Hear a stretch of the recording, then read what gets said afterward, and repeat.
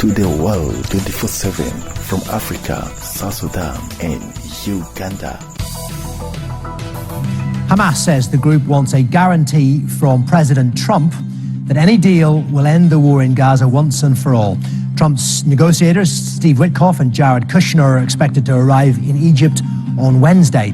Qatari mediators say many details still need to be confirmed, with disagreements over Hamas disarmament, the proposed Israeli withdrawal from Gaza and a permanent end to the fighting. But Trump remains upbeat.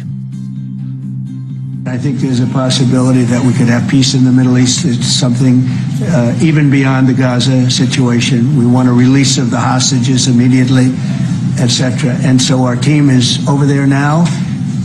Another team just left, and other countries, literally every country in the world, has supported the plan. Hundreds of US National Guards have arrived in Illinois, in the clearest sign yet that President Trump will send troops to Chicago. Trump's bid to deploy the military on US soil has intensified his legal battle with Democratic leaders over the limits of his presidential authority. Illinois and Chicago sued the Trump administration on Monday, seeking to block the move.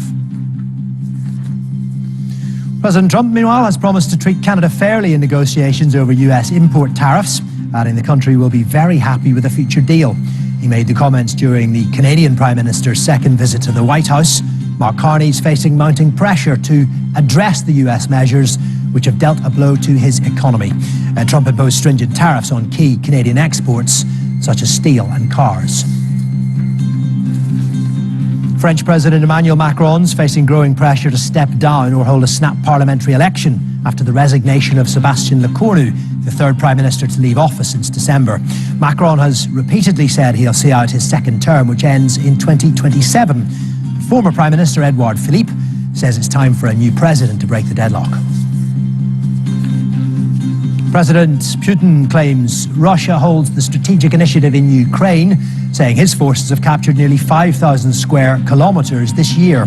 Ukraine has repeatedly called Russia's advance as a failure for its inability to capture a single major city.